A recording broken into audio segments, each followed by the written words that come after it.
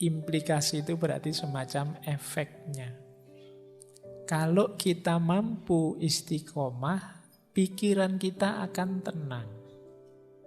Kenapa? Sesuatu itu kita istiqomahi kan berarti kita sudah mantap.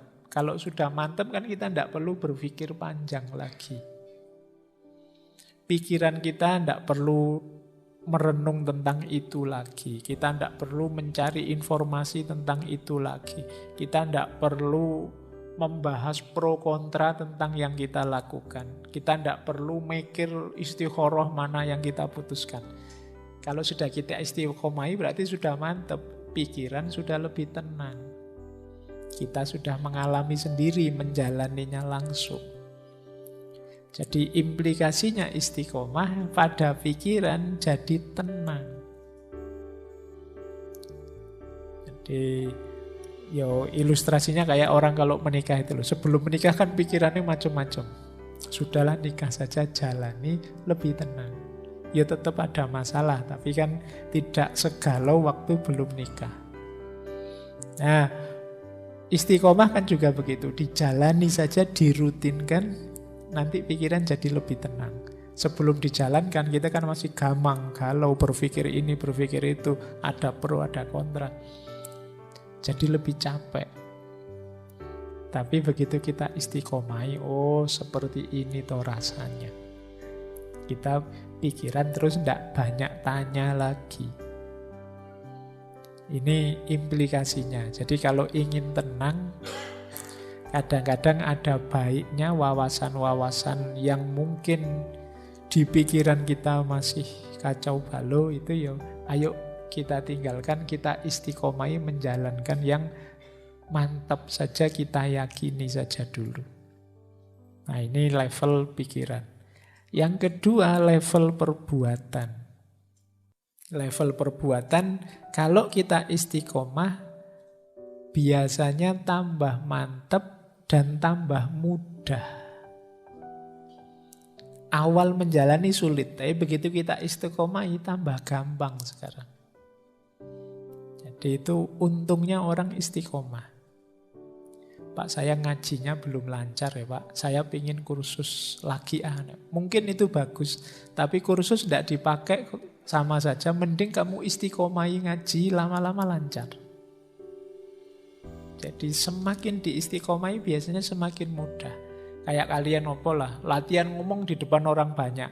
Itu daripada kalian beli buku banyak-banyak tentang cara ngomong di depan orang lain.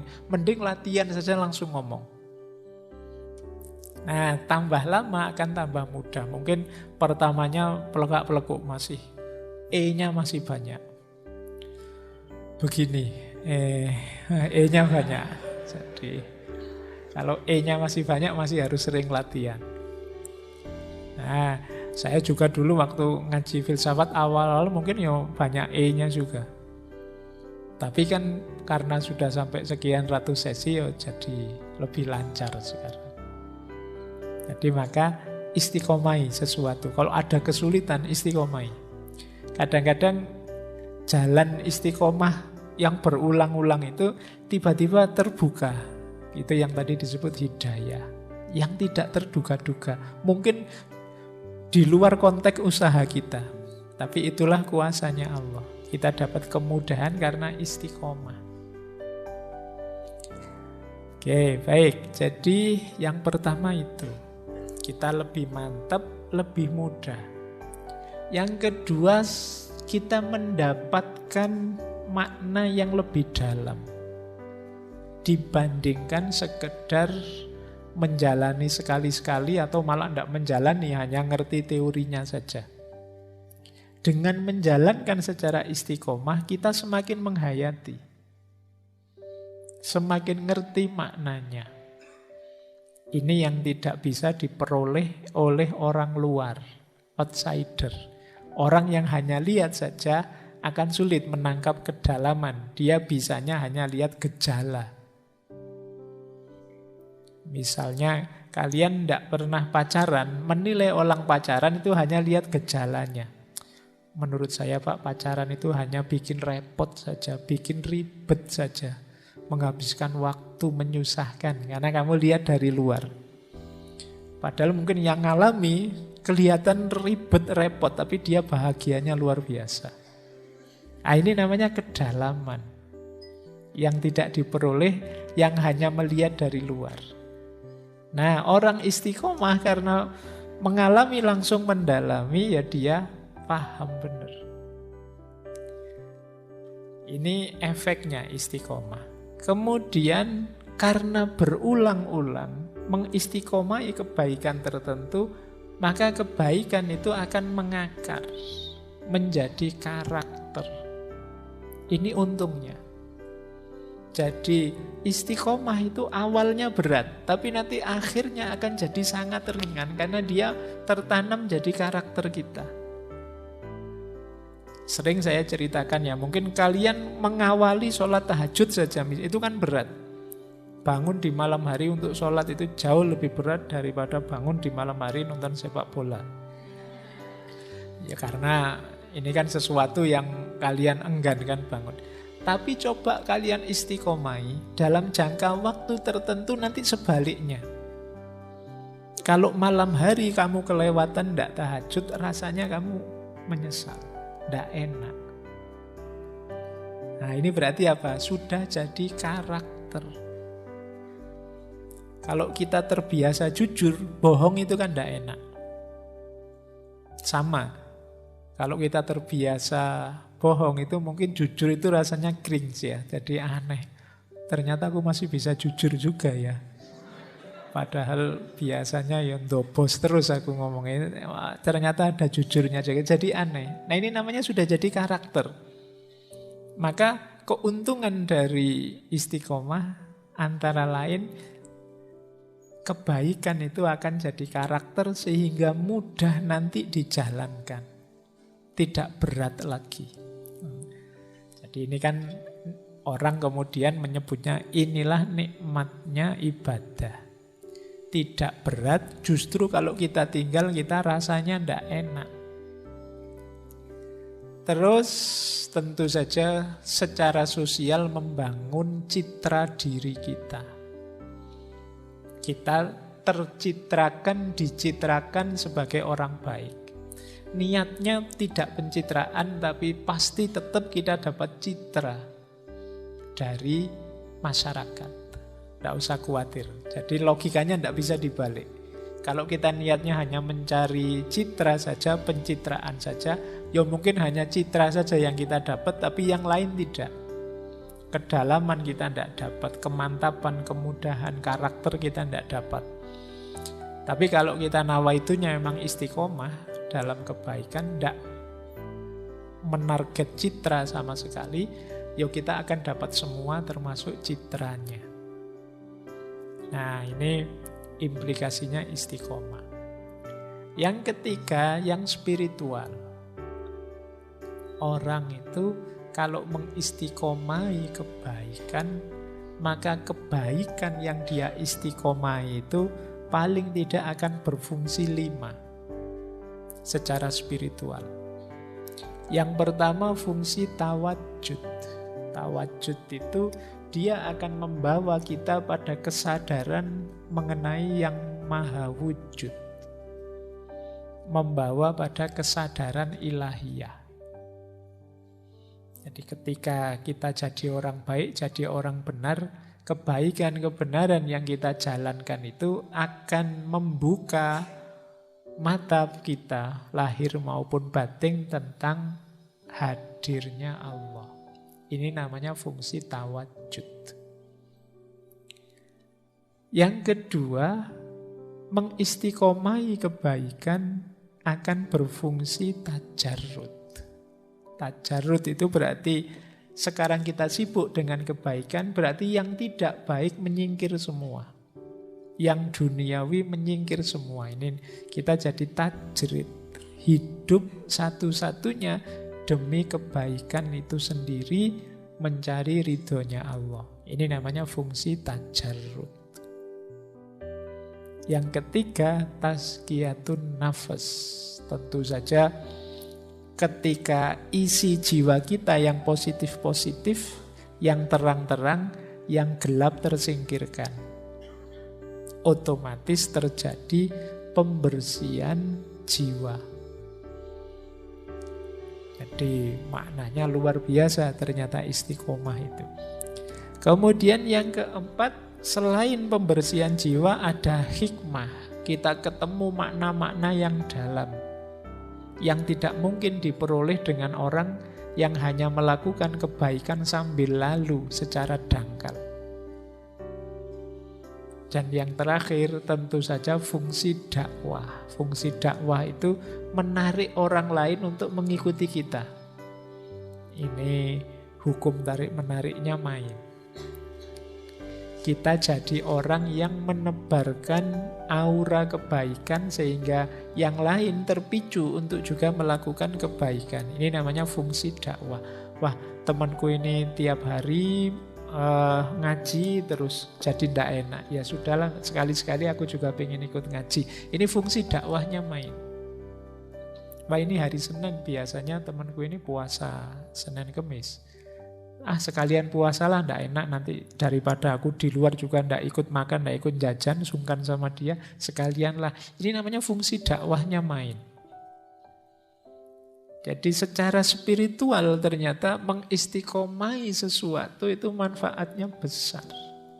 Dia tawajud, dia tajarrud, tazkiyatun nafas, sekaligus dengan melakukan kebaikan secara istiqomah kita menemukan banyak hikmah dan otomatis kita berfungsi sebagai pendakwah.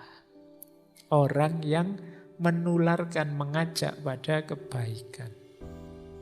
Nah, ini implikasi logisnya. Nah, ini ada tips dari Syekh Ibnu Qayyim al-Jauzi di kitab Madarijus Salikin untuk kita bisa melahirkan jiwa istiqomah. Itu yang pertama, mari melakukan kebaikan secara optimal. Jadi rumusnya 3, optimal, moderat, dan ilmu. Jadi optimal itu berarti apa? Berikan yang terbaik yang kita mampu.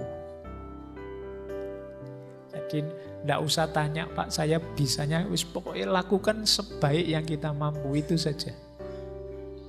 Mungkin ya belum sempurna, tapi itulah yang bisa kita berikan, yang bisa kita lakukan. Ini namanya optimal. Jadi itu kunci pertama yang membuat jiwa kita bisa istiqomah. Kunci kedua, kata Ibnu Qayyim, untuk membentuk jiwa yang istiqomah, selain kita menjalankan sekuat kita, yang kedua jangan melampaui batas, berlebihan, atau mengurangi batas.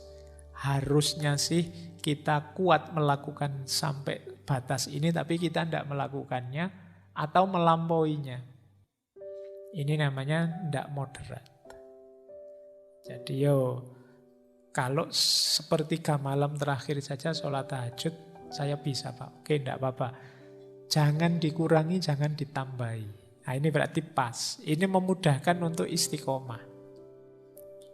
Dan yang ketiga, ilmu. Ya tentu saja harus cocok teorinya. Jangan ngarang sendiri. Segala sesuatu ada ilmunya. Jadi membangun jiwa istiqomah itu, rumus pertama, berikan yang terbaik yang kita bisa. Rumus yang kedua, jangan berlebihan. Dan rumus yang ketiga, belajar terus. Prosesnya istiqomah, kata beliau, lewat 3 jalan.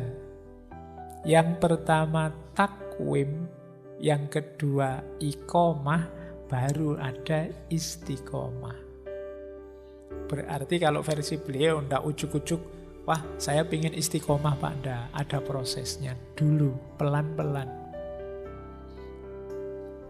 Awalnya apa? Takwim. Takwim itu sama seperti takholli, pembersihan jiwa. Jadi pintu gerbangnya apapun itu ya tobat, seperti minggu lalu ya. Ini namanya takwim. Takwim itu berusaha berdiri. Nah, untuk bisa tegak berdiri, ya kita perlu membersihkan jiwa, membersihkan diri kita. Pak, apa ndak bisa Pak? Saya masih sangat kotor dan ingin melakukan istiqomah. Kalau istiqomah hanya dalam definisi mengulang-ulang kontinu satu tindakan mungkin bisa. Tapi kalau hanya ini kan tidak kena tujuannya istiqomah tadi. Karena kebaikan itu kalau diwadahi oleh wadah yang kotor, keluarnya bisa kotor. Atau dia tidak jernih lagi. Wadahnya amal itu kan diri kita. Kalau diri kita masih kotor, ya minggu lalu saya bilang, wadah yang kotor diisi kebaikan apapun, ya kekotoran diri akan mengkontaminasi kebaikan tadi. Jadi proses pertama takwim dulu. Jadi perjuangan pembersihan diri ini nanti jadi kunci di kebaikan apapun. Kalau sudah baru iqomah, ini mirip seperti tahalli. Kita isi dengan kebaikan-kebaikan, menegakkan kebenaran itu iqomah. Dan ulang-ulang terus sampai menjelma istiqomah. Jadi ini 3 proses utama yang penting kita jalankan saat istiqomah. Bersihkan diri, isi dengan kebaikan, istiqomah kebaikan itu.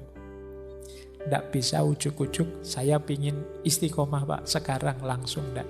Ada prosedurnya pelan-pelan.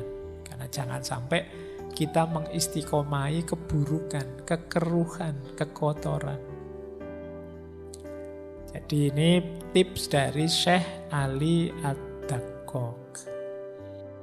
Ini biar semakin lengkap ya wawasan kita tentang apa itu istiqomah.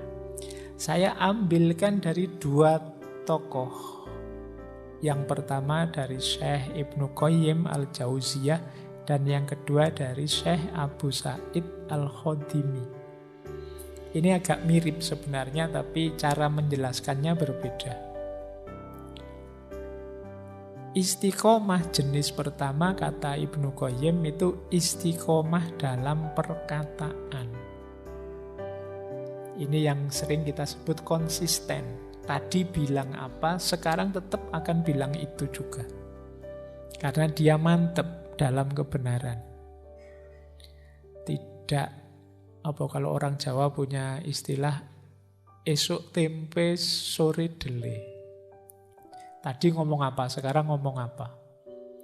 Sesuai kepentingannya. Enggak, kalau orang istiqomah itu karena dia yakin dengan kebenarannya, tadi begitu, sekarang juga begitu. Jadi sesuai dengan kebenaran yang dia yakini. Dia tidak mencela-mencela hanya karena ada kepentingan. Kalau ada yang kayak gini berarti orang ini tidak istiqomah dengan kebenarannya. Khususnya istiqomah dalam hal perkataan. Misalnya ada orang yang tidak dikenal terus melakukan kejahatan, dia keras sekali. Wah itu jahat, itu salah, itu masuk neraka. Begitu temannya yang melakukan, tidak berani keras lagi. Nah ini berarti tidak istiqomah. Tidak tegas, karena yang melakukan temannya. Yang kedua, istiqomah dalam perbuatan. Ya kalau ini ya yang normal ya, yang tadi mantap melakukan sesuatu pekerjaan. Yang ketiga, istiqomah dalam sikap. Teguh dalam sikap. Jadi sikap ini ya mental, situasi batinnya. Awalnya beriman ya untuk selanjutnya memedomani keimanan. Ini namanya teguh dalam sikap batinnya.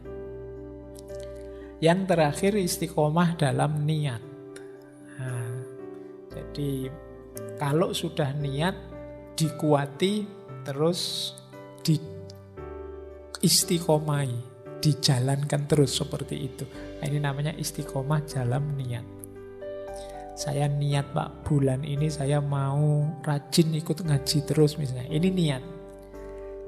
Besok kok kita jalankan benar, niatnya hidup terus. Ini namanya istiqomah dalam niat.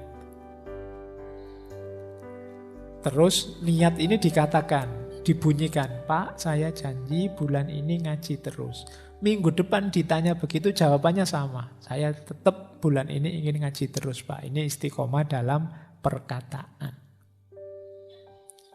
Kemantapan hati untuk terus ngaji bulan ini namanya istiqomah dalam sikap. Tiap malam Kamis hadir ke sini, ini namanya istiqomah dalam perbuatan. Jadi tidak hanya perbuatan saja. Ini yang tadi saya sebut koheren. Semua unsur diri kita istiqomah. Nah, ada lanjutannya jenis-jenis istiqomah. Ini agak berbeda meskipun kata-katanya sama. Yang pertama, kalau ini dari Abu Sa'id Al-Khudrimi. Yang pertama istiqomah dalam perkataan. Istilahnya istiqomatul lisan ala dzikri wassana. Nah, kalau yang ini istiqomah dalam perkataan itu mulut kita terus berzikir, memuji Allah. Nah, pokoknya tidak berhenti-berhenti. Subhanallah, subhanallah, alhamdulillah, terus begitu. Ini namanya istiqomah perkataan. Yang keluar pokoknya yang begitu-begitu terus. Tidak ada misuh-misuhnya, tidak ada jelek-jeleknya pokoknya. Kalimat thayyibah terus. Jadi zikir wassana. Ya meskipun tidak harus demonstratif sambil bawa tasbih besar terus kemana-mana. Subhanallah, subhanallah. Nanti orang bubar. Jadi, tapi mulutnya tidak berhenti memuji Allah. Berzikir, mendawamkan, menyebut namanya. Ini memudahkan kita untuk tambah dekat, tambah cinta dengan Allah. Ini berat. Kecuali memang bagi orang-orang yang di hatinya ada rasa cinta pada Allah. Seperti kalian kalau pas jatuh cinta itu kan, kamu sering menyebut namanya. Jangan-jangan passwordnya Facebookmu juga inisial namanya. Atau tanggal lahirnya. Oke ya. Baik. Nah ini jenis pertama. Oke. Jenis kedua, istiqomah dalam jiwa. Istiqomahnya jiwa, kata Syekh Abu Sa'id, itu jiwa yang penuh rasa taat dan rasa malu. Istiqomatun nafas ala ta'ah wal haya. Yang ada di pikiran itu menjalankan perintahnya Allah dan malu karena Allah selalu melihat kita.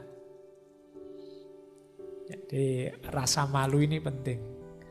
Ini kalau di Sufin makomnya namanya makom muraqabah. Merasa Allah dekat dan selalu mengawasi. Ini namanya istiqomahnya jiwa.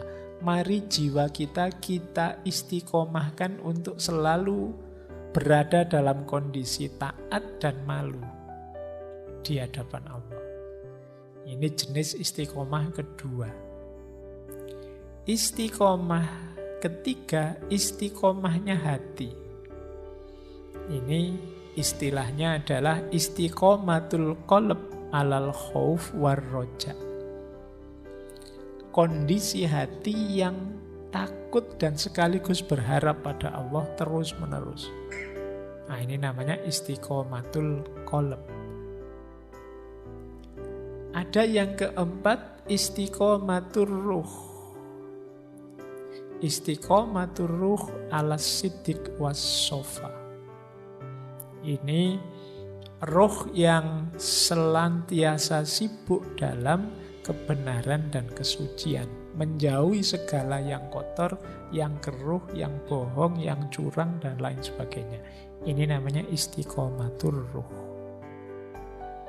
Dan paling tinggi istiqomatus sir, yaitu istiqomatus sir ala ta'zim wal wafa. Jadi kondisi jiwa yang senantiasa, sir itu jiwa yang paling dalam, senantiasa mengagungkan Allah dan menepati janjinya pada Allah untuk menomorsatukan Allah dalam kehidupan. Ini namanya istiqomatus sir. Jadi yang paling luar perkataan, masuk sedikit ke jiwa, masuk lagi ke hati, masuk lebih dalam lagi ke ruh, masuk yang paling dalam sir. Jadi ini lapisan-lapisan jiwa kita. Kalau dalam tasawuf, semuanya perlu karakter istiqomahnya masing-masing. Oke, baik, ini nanti mungkin lain waktu kita jelaskan lebih dalam tentang level-level jiwanya manusia ini. Yang penting kita tahu tempatnya istiqomah itu ternyata luas dan dalam.